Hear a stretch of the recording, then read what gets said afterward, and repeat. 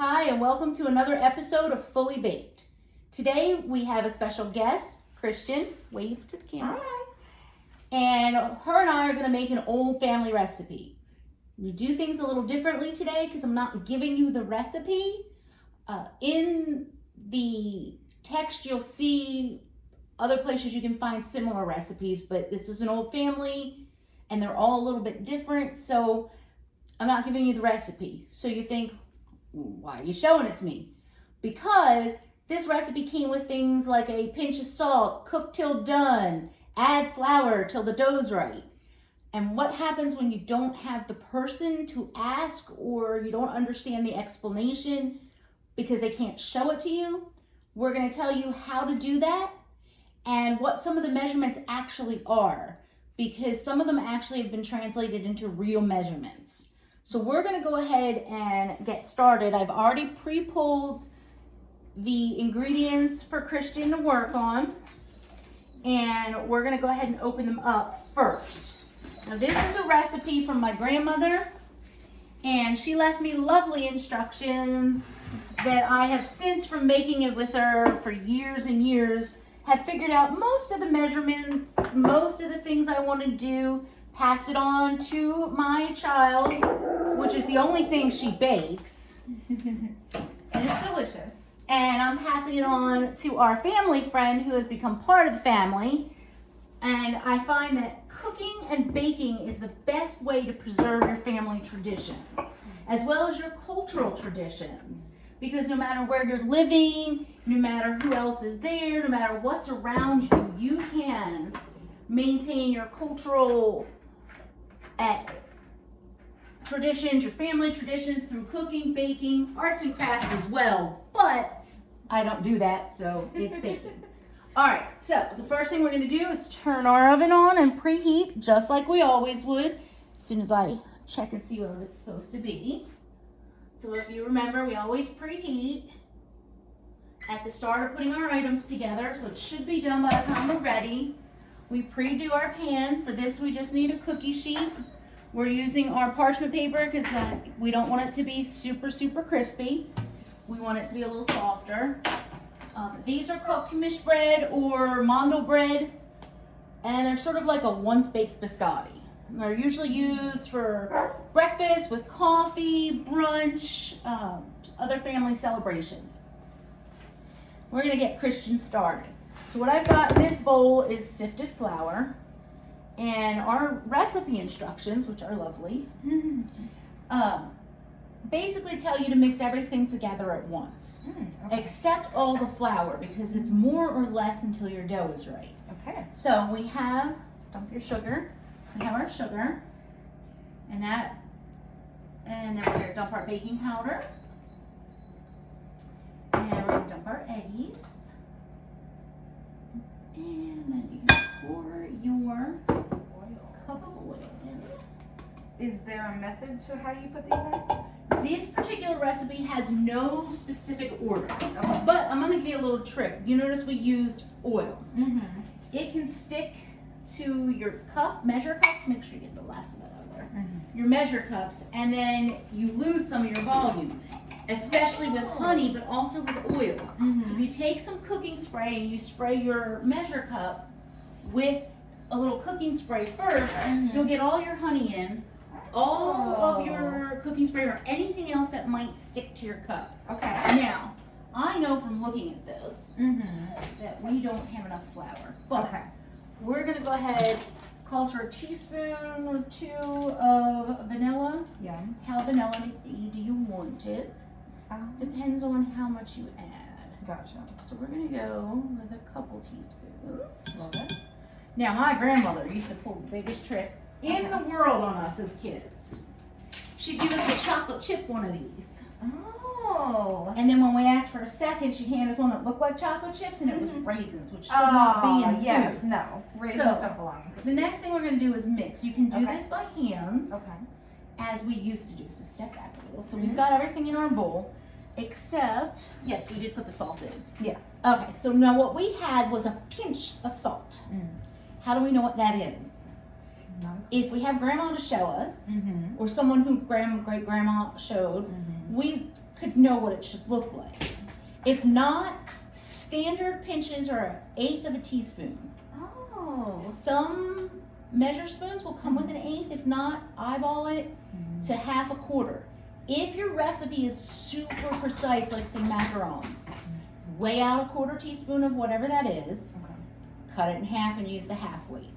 Now, sometimes it'll say throw a handful in. What do you do if grandma can't come show you what a handful is, or if who the last person who was taught isn't with you or doesn't want to? Mm-hmm. Fair enough. You need to think about the size of grandma's hand. Okay.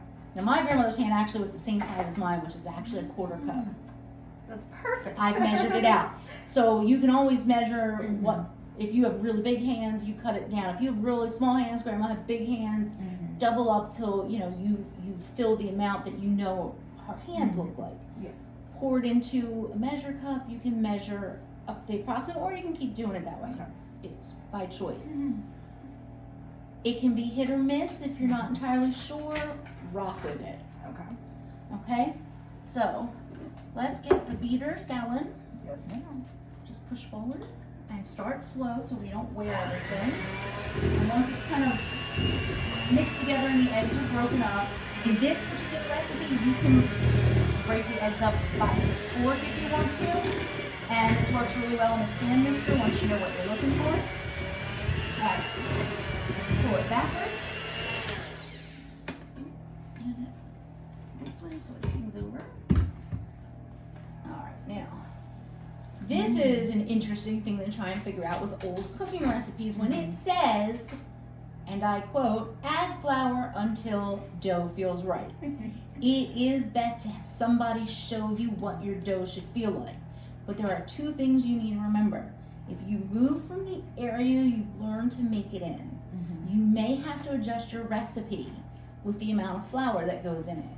I actually pulled the amount of flour I know I usually use in this area. Okay, so we're gonna dump this whole thing. If we need more, I have more there. What happens if you put too much in it and you get dry dough? You can add a drop more oil. Okay. But you need to go super slow because anything more than a couple tablespoons more of flour or oil will throw off your percentages. And your percentages is the ratio of fat, the ratio of dry ingredient, like that's all percentages in a recipe. Chemistry. Right. So what happens if you don't have anybody to tell you what the dough should feel like? Not a lost cause, y'all. Okay. Not a lost cause. You find a recipe that is whatever it is you're making, even though it's not going to necessarily be exactly the same as grandma made it, and you watch the videos. Okay.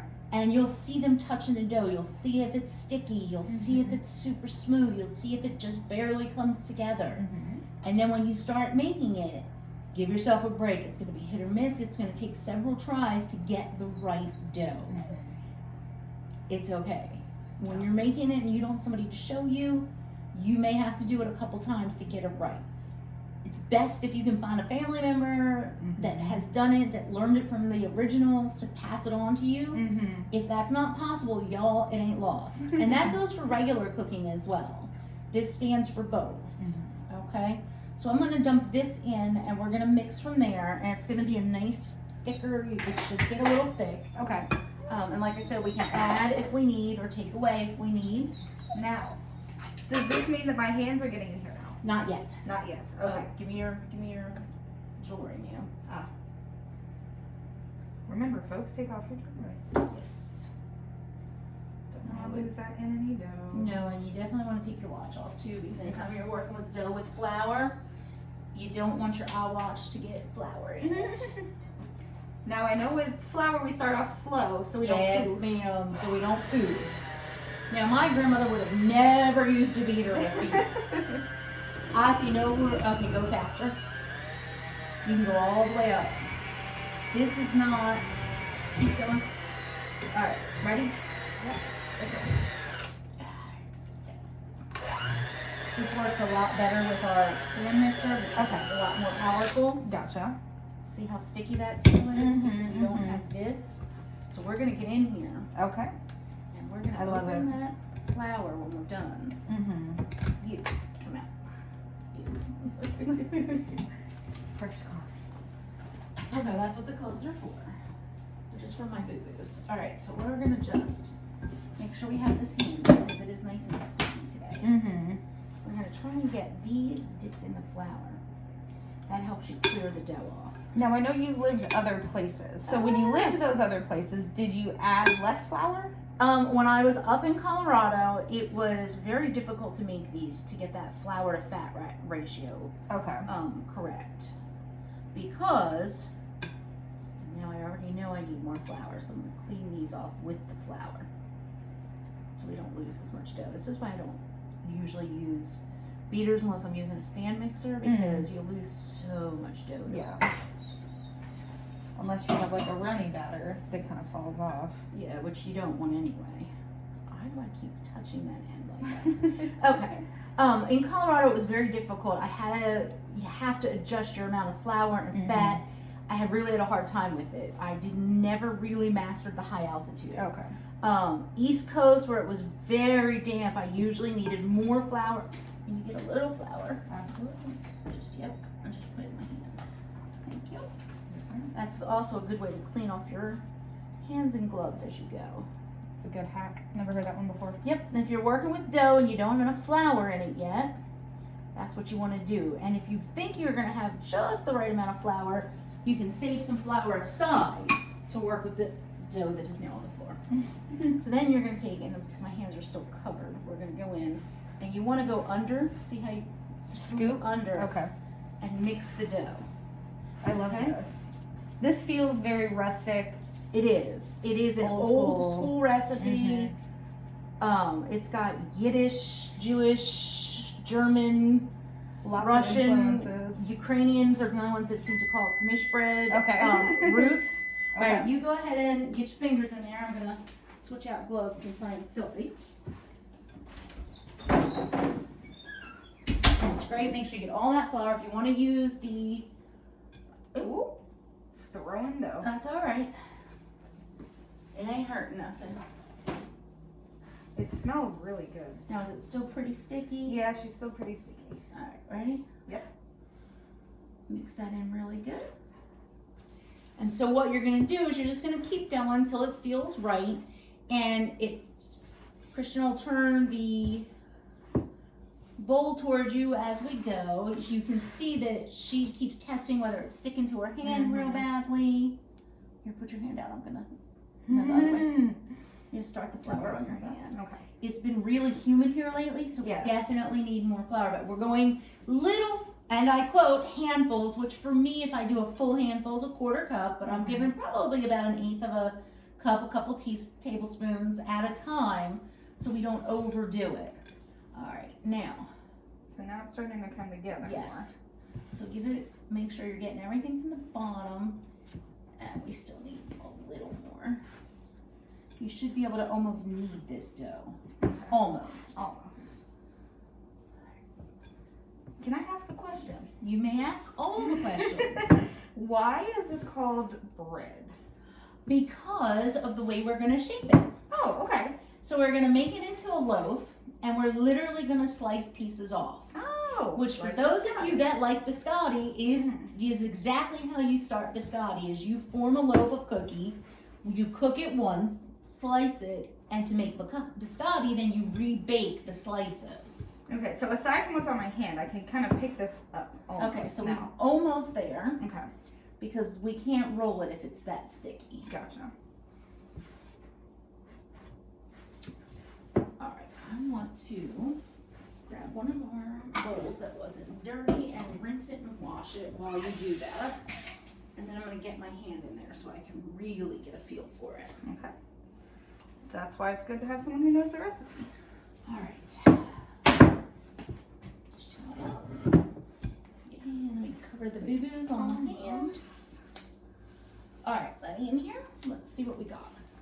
I'm going to save some of this dough that's on my Yep. hand. Well, we'll get there. Just stand still with it. Okay, yeah, we're still too sticky, and it's still not quite stiff. It's almost right now at like sugar cookie dough feel. Mm-hmm. Okay, so I'm gonna actually go a whole, almost quarter cup there. Okay.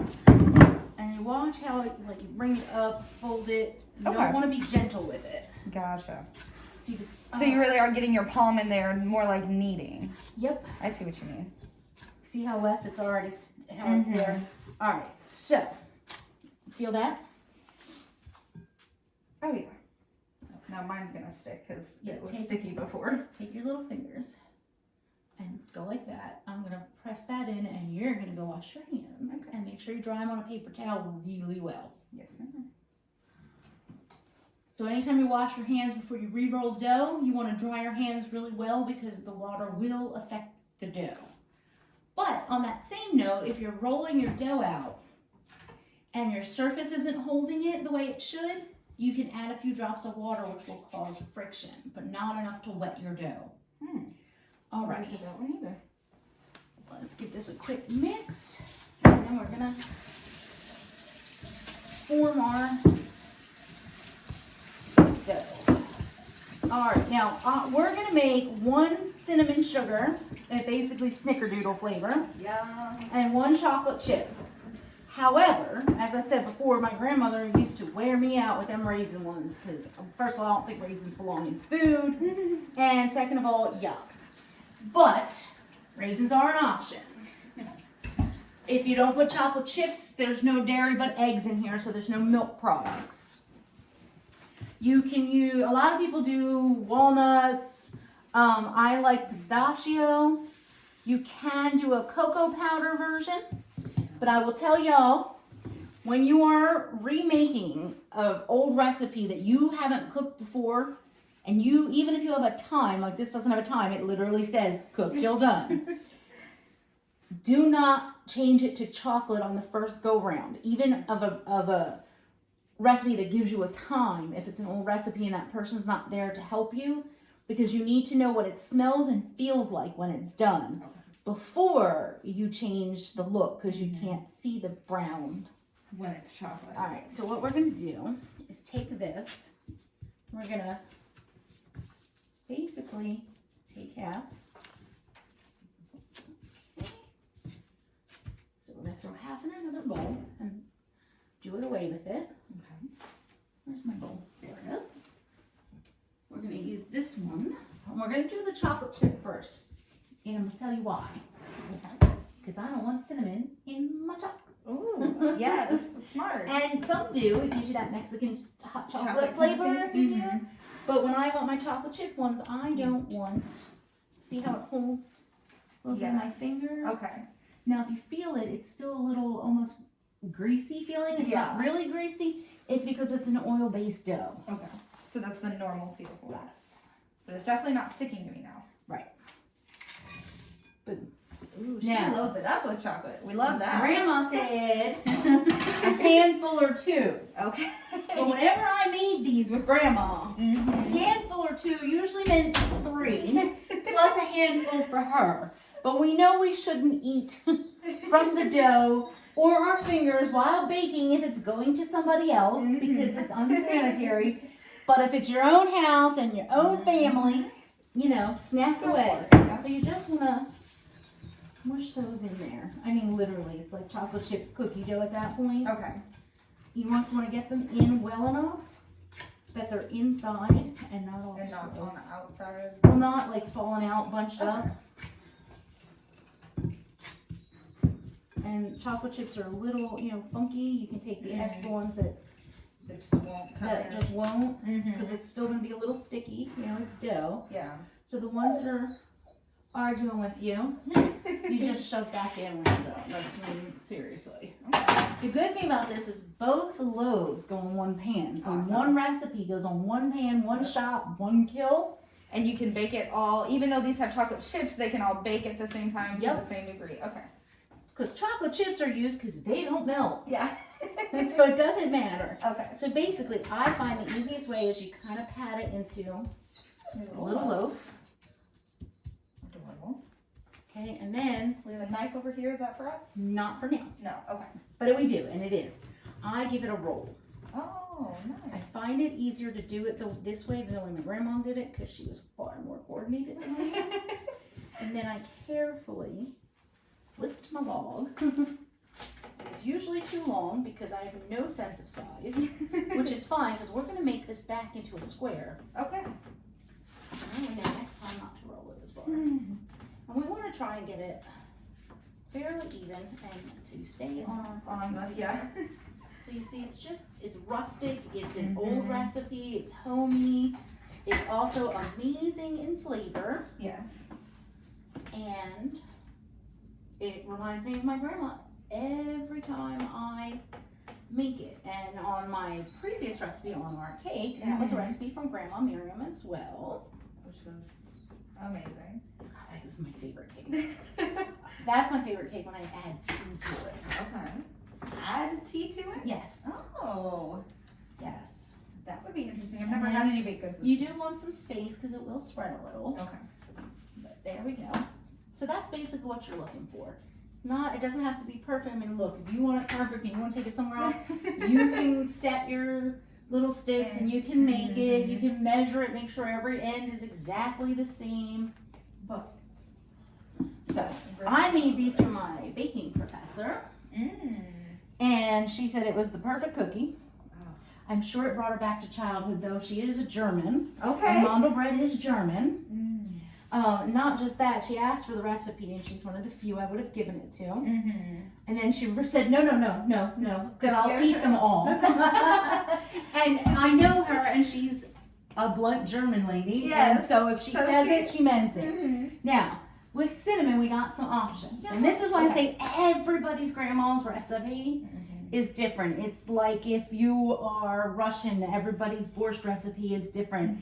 If you're an old Jewish lady, everybody's chicken soup recipe is different. If you're Italian, everybody's pasta gravy recipe is different. Yes. It's all basically the same, and it's all completely different.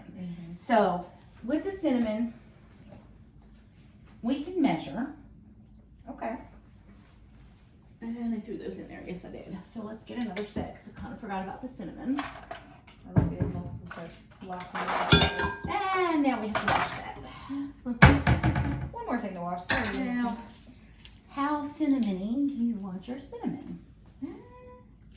I definitely like to taste it, but I don't want it to be too spicy. Okay, so we're going to do about, because we can add a little cinnamon sugar to the top. Okay. Now that's your choice. I always keep cinnamon sugar.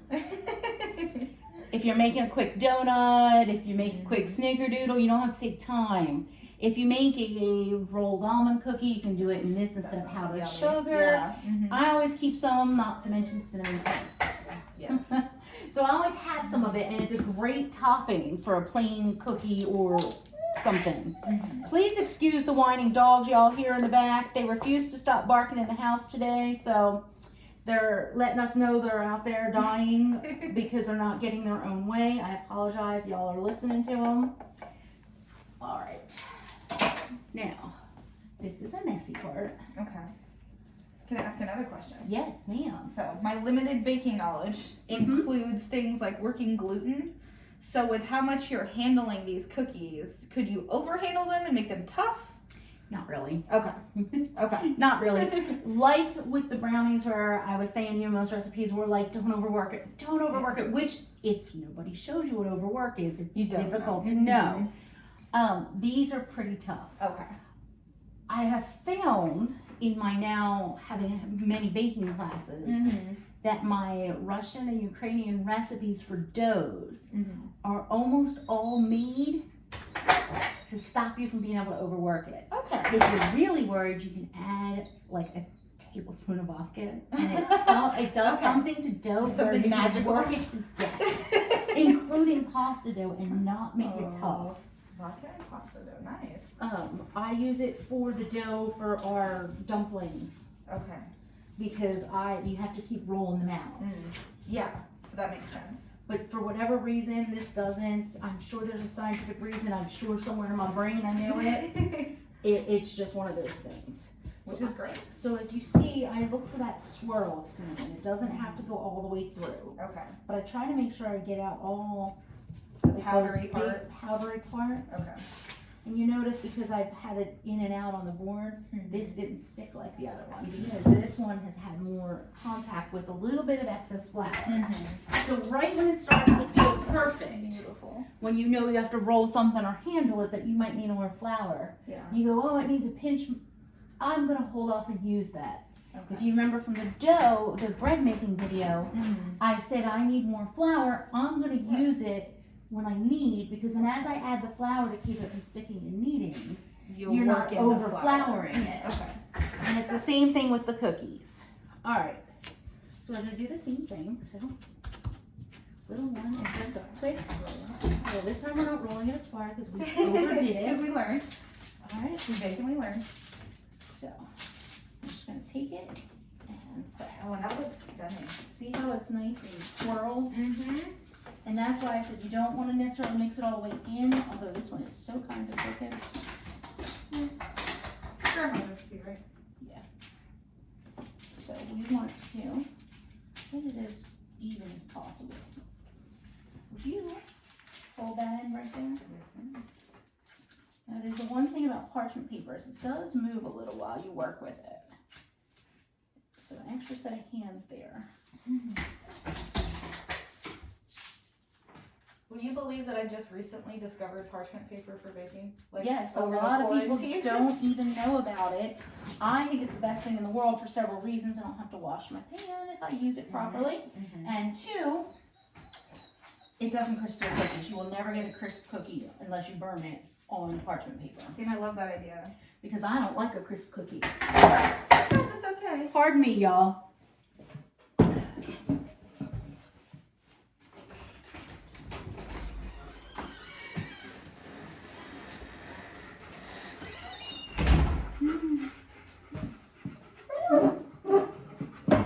Alright, sorry about that, but we are having some dog issues today because we have a guest and they're very extra excited. So, we're going to add a little cinnamon sugar to the top of this particular recipe because it's yummy. Pardon the dog, he's too loud. And we're going to sprinkle. Just like that, not too much, you don't want to over sugar it. And then we're going to go ahead and put it in the oven until it's done. And depending on your temperature, depending on your amount of humidity, depending on your oven, you can have variations in time, so you should always just keep a good eye on it. All right, so old recipes. You know, you don't think too much about them. You don't think about it, especially when you're real young. And when you get older, sometimes it's a little too late to, find out from somebody how to make it. Unfortunately, sometimes for us, they're not with us anymore. So hopefully some of the things we've done today help with that. But this really is such a great way to share who you are with people. Not to mention, it's good to have something go to that is family, that if you have older family members over, that gives them that feeling of family and tradition. All right, y'all, we'll be back with you just as soon as we're about to come out of the oven. And I will tell you as we do that how to tell when it says till it's done. All right, we're back for a moment. I wanted to correct a mistake I actually said earlier about parchment not making a crispy cookie. Correction, parchment you can get a crispy cookie on. I use silpats when I do regular cookies because I don't want them crispy. What we're gonna do is open our oven, and Kristian's gonna check these, and we're gonna see if they're done, or their level of doneness, because these are cooked till done. They say golden brown, certain doughs it's difficult to tell. But one of the things you want to learn about how to test doneness when it says cook something till it's done is you want to know what your dough should feel like. Know what your dough should smell like when it's done. Easiest way to do that, of course, is with the person whose recipe it was. And again, if unfortunately you have lost that person or you've lost the last person that knew how to make the recipe, find something similar online, watch the videos. When you finally get one that comes out the way you want it, you start to learn that smell of when it's done, the feel of when it's finished cooking, even though that's not the final texture. So while you're learning to what done is, you break the cardinal rule of opening your oven while you're cooking, but it is important. Why we're checking it now is we're starting to smell it. And when you can start to smell it cooking, you're usually in the halfway-ish point. So I want her to get a good look. I see some cracking. And this particular recipe, you should see the cracking because it's roast. Now feel how it has firmed up. Oh yeah. And it doesn't slide real easy yet. So it's, Okay. but you can feel it's not Get a pushing little back yet. at you quite as much. But you're about close to halfway there at that feel and smell. It smells good. It smells so good. All right, we'll be back with you when we're fixing to take them out. Okay, y'all, we're back. We're probably about to take these out. So, as I was saying, we want to learn our smell. We want to learn our firmness and our color.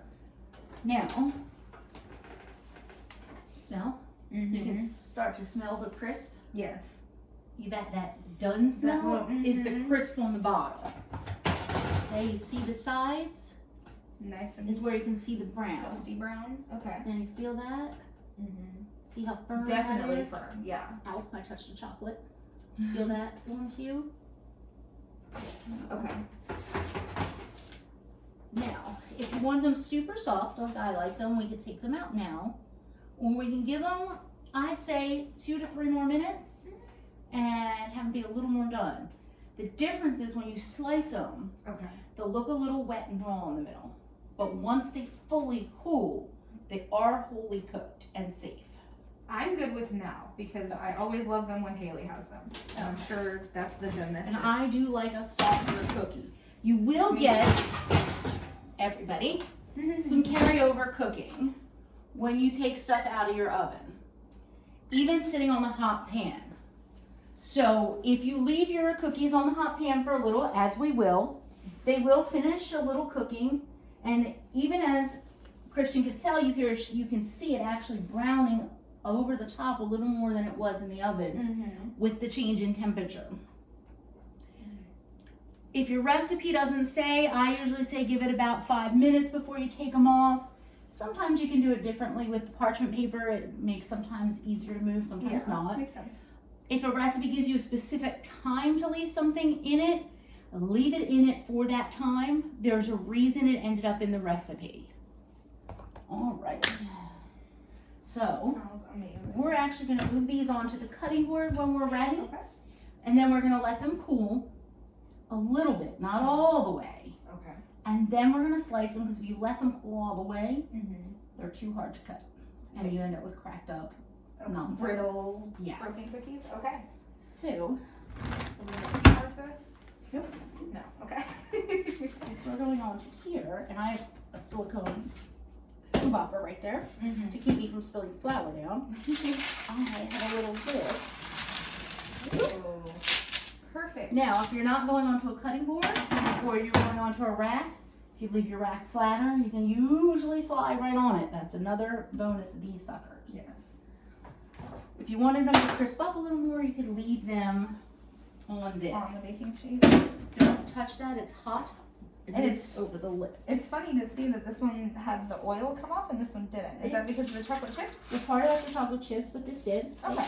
Underneath, gotcha. Just a little It's bit. just not as much. It didn't have the chocolate chips in it, which also have usually some sort of coconut oil or cocoa butter in it. And these will cool. so I touched the chocolate again. Be careful, the chocolate's molten hot. These will cool enough to cut very, very quickly. Now, as I've said before, if you're making it just for you, have at it. Don't worry about your cuts. You don't have to measure them. Very rustic. This is a rustic recipe, so it doesn't matter. Love rustic recipes.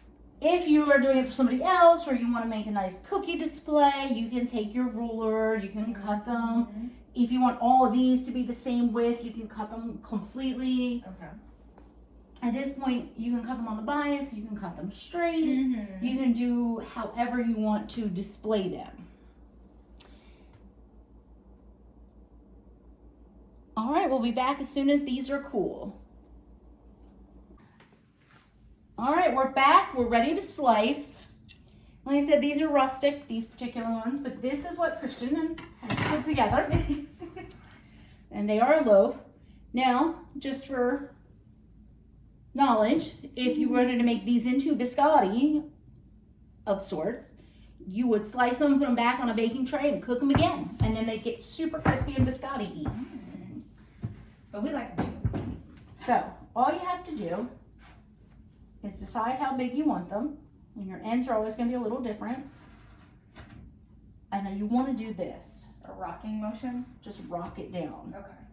You get less breakage. You don't want to go too thin because it's a soft cookie. Okay. Is it You important that will? it be a serrated knife? I would always suggest a serrated knife. Okay. When cutting bread, when cutting cookies, when cutting cake layers. You almost always prefer the serrated knife. Okay. But you can make do. You can always make do with what you have. Don't need to go buy a serrated knife necessarily. No, you can just use what you have. You can use a steak knife if you have to. Now we're gonna start moving these as we cut them onto here to one fully cool. Here's what they look like done. She did an amazing job.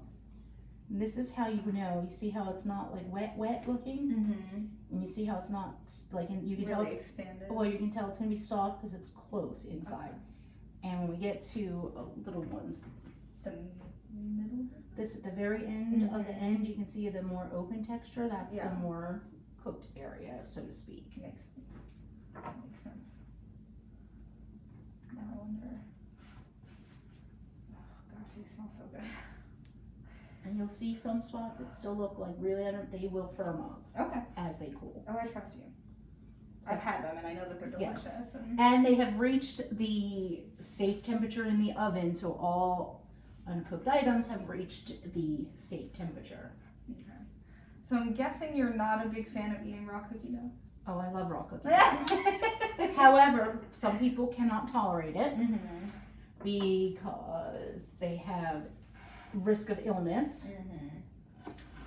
There is a way to make, quote, safe cookie dough to nibble on, or to make your own ice cream, and that's to use pasteurized egg. But in the United States, most of the eggs are all pasteurized anyway, so unless you are at high risk for raw egg, or getting like fresh eggs or something. yeah, then I wouldn't, especially if you get fresh eggs, wash your eggs really well. Yeah. Before handling them. Makes sense, because, you know. Because it comes out of a chicken's butt. Exactly, it comes out of a chicken butt. It's probably just wash that. them. They're chicken butts, so yeah. But if you're not at high risk, eating some dough, eating some cake batter, not a big deal. At least not to me. Grab that out of the rack. In fact, I love cookie dough. All right, have at it. Give it a. Do you want me to take the chocolate off of that? I'm fine. We can do a little chocolate in our cinnamon.